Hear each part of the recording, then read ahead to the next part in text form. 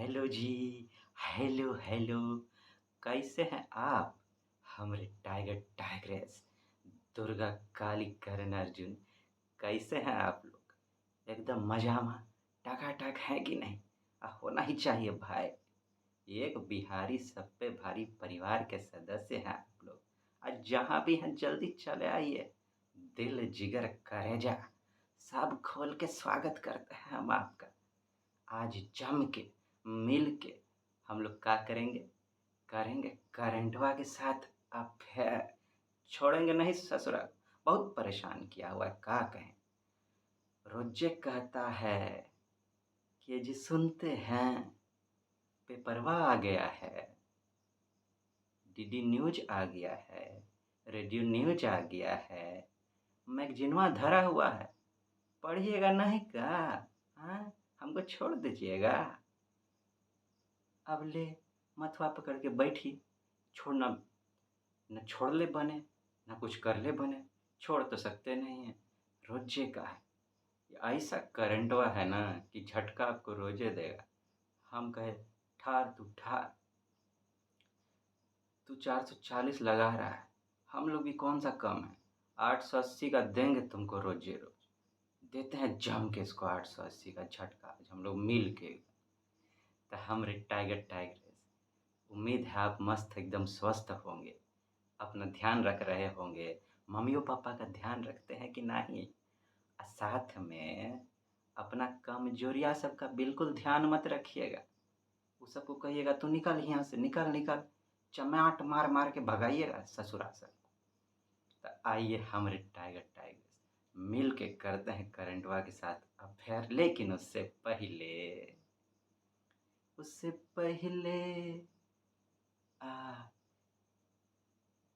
भक्ति का माहौल है, जरा एक आध लाइन भक्ति हो जाए कि नहीं। सिर पे सवार मेरी शेरा वाली माँ, पहाड़ों में बसी मेरी मेहरा वाली माँ, जग जननी है मेरी जोटा वाली माँ। ओ हो है कि नहीं? माँ दुर्गा का तो बातें जुदा है। आइए अब कुछ कुछ करोड़िया मुस्कान हो जाए। लेकिन उससे पहले कुछ और पूछेंगे हम आपसे। देखिए, आप तैयारी में जम के लगे होंगे। एक बात कहेंगे अपने एक्सपीरियंस से, लगातार रहिएगा अपने, जैसे भी आप तैयारी कर रहे हो उसमें लगातार रहिएगा। चाहे आप 1-2 घंटा पढ़ते हो, लगातार रहिएगा, उसका ब्रेक नहीं कीजिएगा। अगर ये ब्रेक हुआ ना तो आपको यूपीएससी ब्रेक करेगा। यूपीएससी का एक प्राइम डिमांड होता है कि आप लगातार रहें। लगातार रहने का एक फ़ायदा भी है। अगर ब्रेक किए, इस दिन का लोड अगला दिन जब लोड पड़ जाता है ना, तब हम लोग क्या करते हैं, जो पढ़ते रहते हैं ना, उसको धड़फड़ी में कि बाप रे कल्लो का है, आजो का है, आज ये निपटाना है, तो गुड़ गोबर कछु दिमाग में घुसता ही नहीं है। ऐसा नहीं होने दीजिएगा अपने साथ। जम के एकदम जितना भी कुछ कोई कर ले, पकड़ के एकदम बैठ जाइएगा अपने आप को, ना इधर उधर नहीं जाने देंगे। यहीं बैठा के रखेंगे, पहले पूरा करके दो तब जाना जहाँ जाना है कि नहीं। हाँ, आइए थोड़ा मुस्की कड़ोड़िया हो जाए, कचुक सुनाते हैं आपको जबरदस्त। सुनिए सुनिए। आप तो जानते हैं लौंडा लपाड़ा सब जो होता है, हैं? एक बार क्या हुआ, कुछ था ऐसा ही। आपस में एक दोस्त लोग था, वो लोग हुआ का, एगो एगो बिल्डिंग में 100वीं मंजिल पर रहता था। कौन सा 100वीं मंजिल पर गया, देखा लिफ्टवा खराब हो गया। पूछा गार्ड से, ए हो गार्ड जी, लिफ्टवा कैसे खराब हो गया जी? क्या कहें, अचानक से बंद पड़ गया। अरे अचानक से, अरे 100वीं मंजिल पर रहते हैं, कछु बुझते हैं कि नहीं? तो गार्ड कहता है, वो दे दिया थोड़ा सा पंच। कहता है इतना जवान जवान मर्द सब हैं आप लोगों को कौन बात का चिंता? आप लोग तो 200-400 मंजिल ऐसे ही चढ़ जाइएगा। सुन के वो लोग खुश हो गया, जोश में आ गए। अच्छा, हाँ ठीके कहते हैं आप, सही कहते हैं। चला, 3 ठो दोस्त था, तीनों चला सीढ़ी पर। अब कह रे इतना लंबा सफ़र कैसे कटेगा, कछु करो। कहता चलो आपस में कहानी सुनाते हैं एक-दूसरा को। पहला सुनाता है एडवेंचर कहानी सब, सुन के आधा रास्ता पार हो जाता है। फिर दूसरा सुनाता है रोमांटिक कहानी सब। कहता है एडवेंचर बहुत हो गया, तनी रोमांस हो जाए। रोमांटिक सुनाता है, उसमें आधा रास्ता पार हो जाता है। और जब वहाँ पहुँचता है तेसरका का बारी आता है। अब तेसरका का कहता है, सब खुश था, एडवेंचर सुना तो बूमा-बूम हो गया और रोमांटिक सुना तो एकदम टकाटक हो गया। और उसके बाद वो कहता है कि अरे हम तो गड़िया का चाबी नीचे ही भूल गए हैं। ले बलैया के अब सैड सैड सॉन्ग शुरू हो गया सबका। आगे उछड़वा का हुआ होगा, धुनाई कुटाई पता नहीं हम। चलिए अब हम लोग कुछ बढ़िया पढ़ के आगे बढ़ते हैं। देखिए क्रिस्टोफर कोलंबस साहब क्या लिखे हैं आपके लिए, जरा हम पढ़ के सुनाते हैं। आप कभी भी खुद से समुद्र पार नहीं कर पाओगे। आप कभी भी खुद से समुद्र पार नहीं कर पाओगे जब तक कि आप में किनारे को देखने की हिम्मत ना हो। आप विचार कीजिएगा इस पर, ठीक है ना? आज जीवन में अप्लाई करने का ट्राई कीजिएगा। स्वामी विवेकानंद जी क्या कहते हैं कि ज्ञान वही है जिसका इस्तेमाल किया जा सके, नहीं तो पोथी पढ़ी पढ़ी जग मुआ, पंडित भया न कोई, है कि नहीं? हाँ, खाली खूब ज्ञान ले लेके इन्फॉर्मेशन भर के क्या फायदा हो जब आप उसका इस्तेमाल ही नहीं कर रहे हैं, है कि नहीं? तब कोई फायदा नहीं होता। तो आप ऐसा नहीं कीजिएगा, कुछ भी सीखे, एक वर्डों का ही नहीं सीखे, उसका इस्तेमाल ज़रूर कीजिएगा। और उससे भी बढ़कर बात, अपना समय का जो एक-एक क्षण का इस्तेमाल बड़ा ज़रूरी होता है। हम तो कहते हैं आदमी जो दिन में 10 बार टॉयलेट जाता है, 2-4 मिनट लगाता है, उसका भी इस्तेमाल कर डालना चाहिए। पढ़ अपना मेन काम है कैसे? और नहीं कुछ तो एगो वर्ड ही याद हो जाएगा, एक ठो फैक्टवे का रिवीजन हो जाएगा कि नहीं हो जाएगा? तब कर लेना। आइए, आज का पहला टॉपिक क्या है? पहला टॉपिक है EIA, माने environment impact assessment.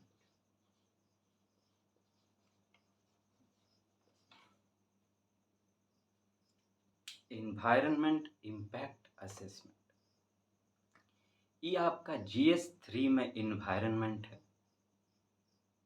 Environment and disaster management, उस वहाँ पे उसके सिलेबस में है। प्रीलिम्स में आपके इन्वायरमेंट का पार्ट है, ज्योग्राफी का पार्ट है। तो देखिए ये है बड़ा इम्पोर्टेंट आज के टाइम में, जब क्लाइमेट चेंज जो है बहुत बूमा बूम कर रहा है। ये है क्या? सबसे पहले नाम पे गौर कीजिएगा, बहुत ज़रूरी होता है। इन्वायरमेंट इम्पैक्ट असेसमेंट, माने कि इन्वायरमेंट पे जो इम्पैक्ट पड़ रहा है, प्रभाव पर पड़ रहा है, उसका मूल्यांकन करना। माने का, अब मान लीजिए आप कोनो इंडस्ट्री खोले, कोनो प्रोजेक्ट लगाए कहीं पर, लगा दिए। ऐसे ही आप सुनते होंगे ये लगा दिया, भोपाल गैस ट्रेजेडी के बारे में आप सुने होंगे, हाँ? कि गैस निकल गया, बहुत आदमी मर गया। ऐसे ही मान लीजिए आप कोनो प्रोजेक्ट कहीं पर इंडस्ट्री या कुछ लगा दिए, अगर आप ये जांच पड़ताल नहीं किए कि इससे क्या खतरा होगा इन्वायरमेंट को, आसपास के आदमी को, तो सोचिए बाद में जाके दिक्कत हो सकता है कि नहीं?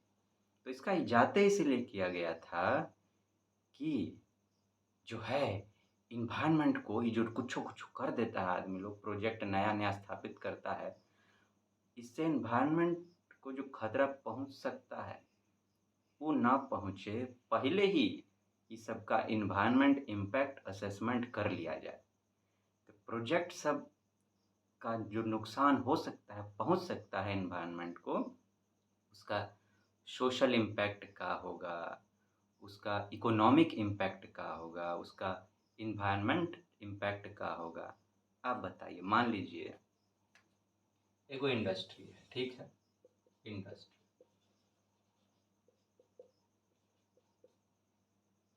एगो केमिकल बनाने का इंडस्ट्री लगा दिया, ठीक है? बगल से एगो नदी गुजरता है, ठीक? एगो नदी बगल से गुजर रहा है। अब इसका जो भी वेस्ट निकलता है, वही क्या करता है, नदी में बहा देता है, ठीक है? नदी के किनारे बहुत सारा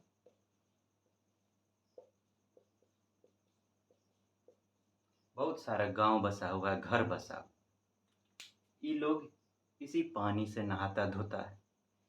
तो अगर इसका केमिकल इसमें मिल गया तो ये तो गंदा हो जाएगा, गंदा हो जाएगा। ये लोग इसी से नहाता पीता धोता था। अब कहिए, ये लोग बीमार पड़ना शुरू हो जाएगा कि नहीं? खाली बीमारी नहीं, भयंकर बीमारी सब होने लगेगा ये लोग। जब भयंकर बीमारी सब होने लगेगा, ये लोग काम कर पाएगा? काम नहीं कर पाएगा। ये लोग का रोजगार करने का क्षमता घट जाएगा, नहीं कर पाएगा। साथ में अपना रोजगार करने का क्षमता घट जाएगा, तो घर में ढेवा कहाँ से आएगा? और ढेवा नहीं आएगा तो बच्चा लोग खाएगा पिएगा का? आरो क्या कहते हैं, फिर शिक्षा पे क्या खर्चा होगा? स्वास्थ्य पे तो लुटिया डुबिए जाएगा। तो सोचिए, गरीबी बढ़ जाएगा, बेरोजगारी बढ़ जाएगा, शिक्षा पर खतरा आ जाएगा, स्वास्थ्य पर खतरा आ जाएगा, तो सोसाइटी गड़बड़ा जाएगा कि नहीं? सोशल इम्पैक्ट हो गया। इकोनॉमिक कैसे? अरे भैया, अब कमाइए नहीं हो रहा है तो ये लोग जब कमाई नहीं, पहले जाता था दुकान में चावल खरीदता था, स्कूल में जाता था, फीस देता था। अब जब वो सब हो ही नहीं रहा है, तो बताइए इकोनॉमी में प्रोडक्शन नहीं घट जाएगा कि भैया हमरे सर तो डिमांड करिए नहीं रहा है। अब मान लीजिए यहाँ पर एक तो दुकान था, यहाँ पर एगो स्कूल था। अब इसके पास उतना कमाई नहीं हो रहा है कि ज़्यादा डिमांड करे। शॉप में पहले 5 किलो चावल लेके आता था, अब एक किलो कहता है कि नहीं, हमसे पैसे नहीं है, क्या करें, एक एक दुख और खाएंगे। जब लाते हैं तो ये लेके आएगा, जब ऐसा बहुत दुकान हो जाएगा, चावल का प्रोडक्शन घटा देगा कि नहीं, या कोनो सामान का, कि वहाँ मांगता ही नहीं है तो ले जाके क्या करेंगे, बर्बाद हो जाएगा। तो इकोनॉमी में डिमांड कम हो जाएगा। जब पैसे नहीं रहेगा तो डिमांड क्या करेगा? इकोनॉमिक इम्पैक्ट हो गया। इन्वायरमेंट तो हो ही रहा है भैया।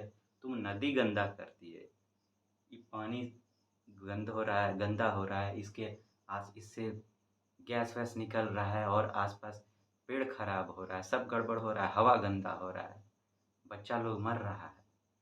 तो ये सब चीज़ को ध्यान में रखते हुए, पहले था क्या भारत में, इन्वायरमेंट क्लियरेंस होता है। कोई भी प्रोजेक्ट अगर लगाया जाता है तो उसमें इन्वायरमेंट क्लियरेंस होता है कि भैया ये इन्वायरमेंट को खतरा तो नहीं पहुंचा रहा है, तो जाके इन्वायरमेंट क्लियरेंस का सर्टिफिकेट लेके आओ।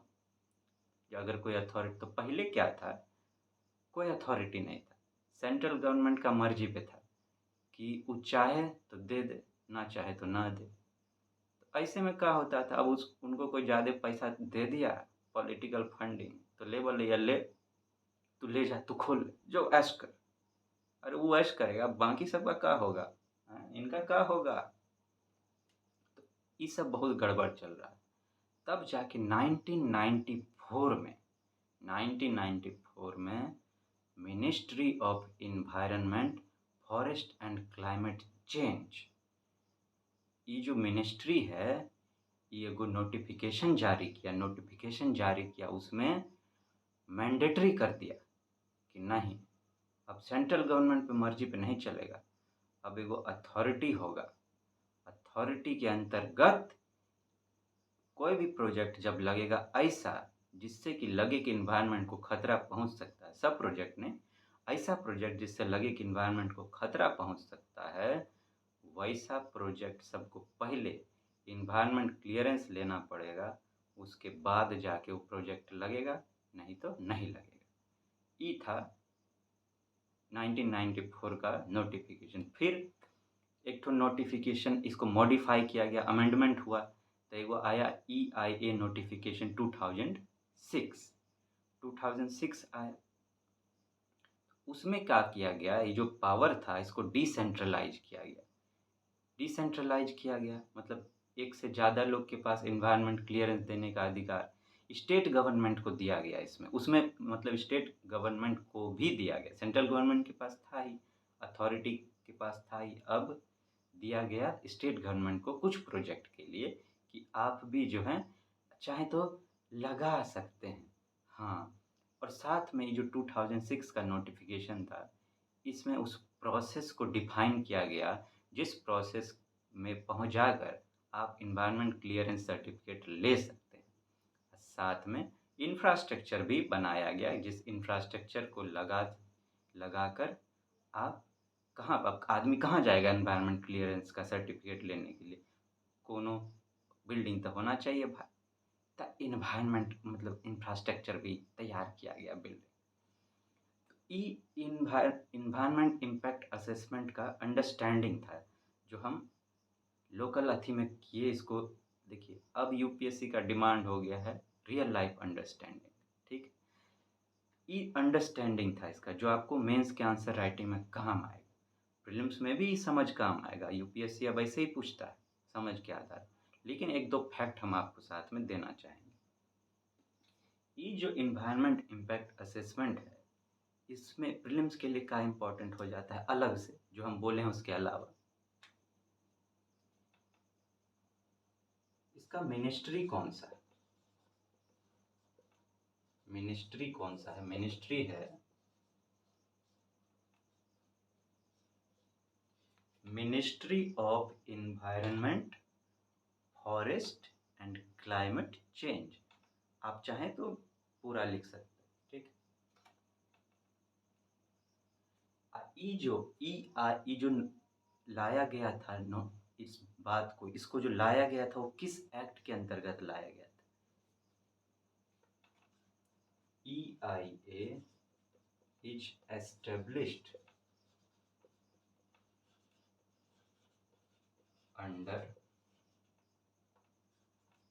Environment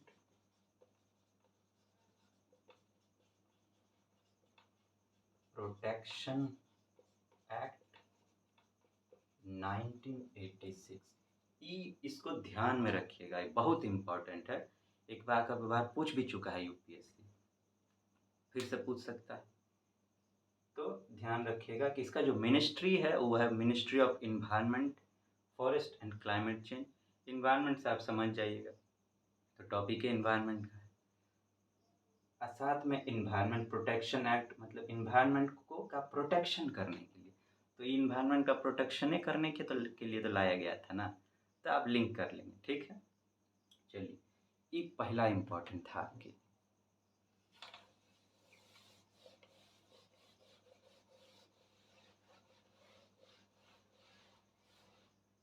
इजराइल और हमास में जो जंग छिड़े हुआ था, हम पूरा मैप लगा के बड़ा डिटेल में आपको बताए थे, लेकिन हम सोच रहे हैं कि अलग से अब जो क्वेश्चन यूपीएससी दाग सकता है उस पर दो तरीका से। एक तो देखिए, वो जो है उसका अगर मेंस में उससे कोई पूछा कि क्या खतरा पैदा होगा, वो तो हम उस वीडियो में पूरा का पूरा डिस्कस किए थे। लेकिन हम सोच रहे हैं एक अलग से एगो टनाका कोनो बम दे दिया जाए आपको, कि अरे आप भी कहिएगा बाप रे सर जी लोग तो अपने बोमा बम कर रहे, हमको कौन बम दीजिए।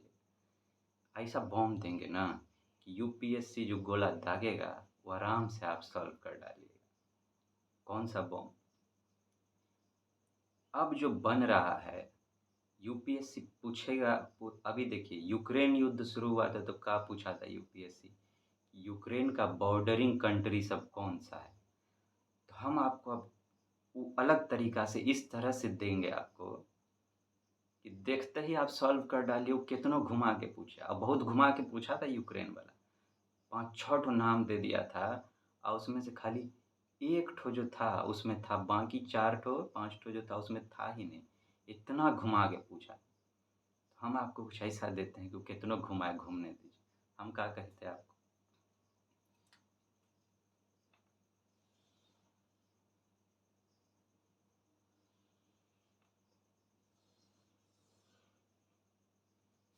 ये है आपका इज़राइल, ठीक है? यहाँ हम बोले थे आपको ये गाज़ा पट्टी,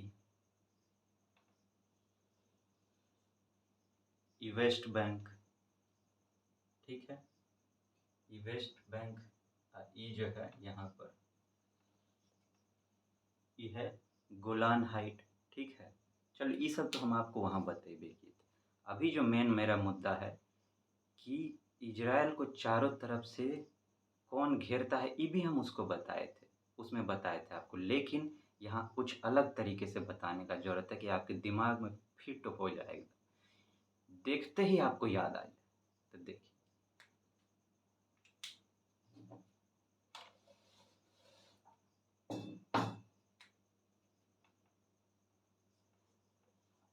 इज़राइल, ये दूसरा इसका बॉर्डर,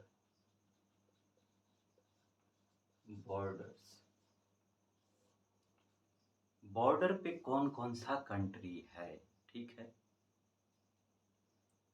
इजिप्ट,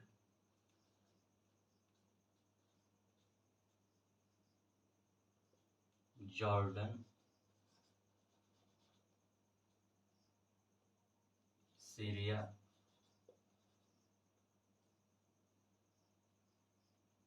लेबनान,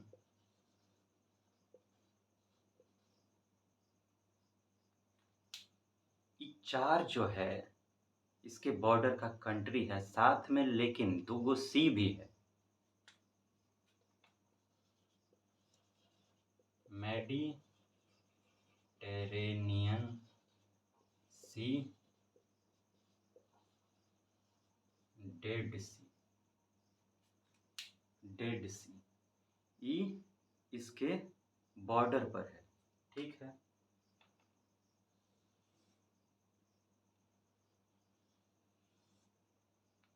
नीचे इजिप्ट है, ठीक है? इस तरफ जो है जॉर्डन है, यहाँ पर सीरिया है, यहाँ पर लेबनान है, इधर पूरा मेडिटेरेनियन सी है और यहाँ पर जो है डेड सी है, वेस्ट बैंक से लगा हुआ। तो ये तो है नाम, लेकिन इसको ई दिमाग में कैसे रहे? हमरा जो हमरा जो तरीका है इसको रखने का वो है कोडिंग सिस्टम। अगर बहुत, जैसे हम लोग कल बात किए थे उस पर, इंडियन ओशन रिम एसोसिएशन पर, ठीक है? तो जब उतना बड़ा हो तब उसमें कहानी गढ़ना चाहिए, लेकिन जब थोड़ा छोटा हो तो कोडिंग करना चाहिए। काहे? कोडिंग से क्या होता है, जैसे पहले हम करके दिखाते हैं आपको कोडिंग है क्या। अच्छा, कल एगो बात हमको कहना था। इंडियन ओशन रिम एसोसिएशन में आप देखे होंगे कि फ्रांस हम लिखे थे। आपको लगता होगा कि फ्रांस कहाँ से आ गया इंडियन ओशन में। एगो रीयूनियन आइलैंड है, नीचे आप जाएंगे अफ्रीका के नीचे माडागास्कर है, उसके बगल में मॉरिशस, सबके बगल में वो रीयूनियन आइलैंड है। रीयूनियन आइलैंड जो है वो फ्रांस के कंट्रोल में है, ठीक है? इसीलिए वो इंडियन ओशन रिम एसोसिएशन का पार्ट है, ठीक? चलिए आइए अब इस पर बात करें। हम एक कोडिंग तैयार की है आपके लिए।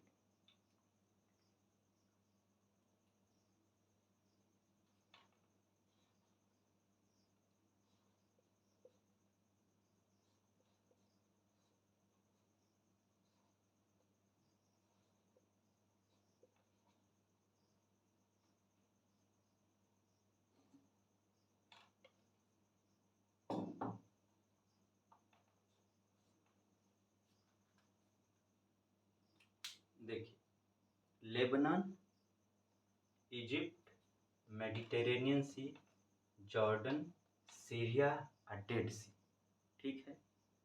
आपको इसको कैसे याद रखना है?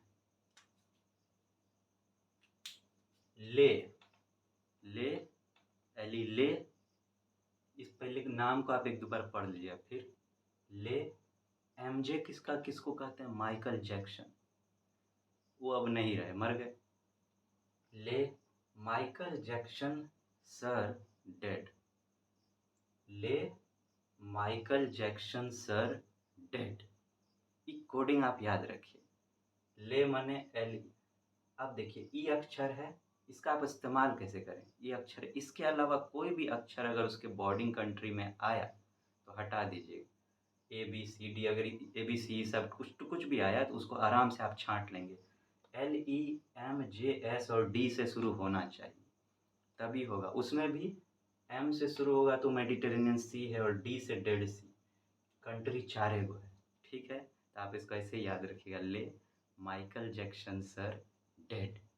ये कोडिंग हो गया, उसके आधार पर आप इसको याद रखिएगा। अब कैसनो पूछने दीजिए यूपीएससी को, आप बड़ा आराम से करेंगे, ठीक है। आज के लिए ये इम्पोर्टेंट था आपके लिए। अब आपसे मिलेंगे हम लोग कल, तब फिर मिलाएंगे अखियाँ से अखियाँ, नैनों से नैन।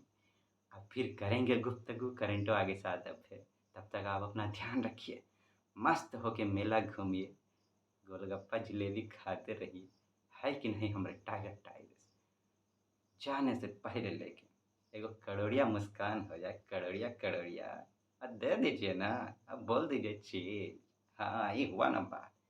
कल मिलेंगे आपसे, बूमा बूम। ध्यान रखिएगा अपना। दुर्गा पूजा का आपको बहुत बहुत शुभकामना। आज चौथा पूजा हो गया है, कुसमांडा माता है, उनको प्रणाम, उनका उनका बधाई आपको। हमारे तरफ से अपने मम्मी पापा को भी हमारा प्रणाम कहिए, ठीक है। जल्दी मिलते हैं आपसे। टाटा, गुड बाय।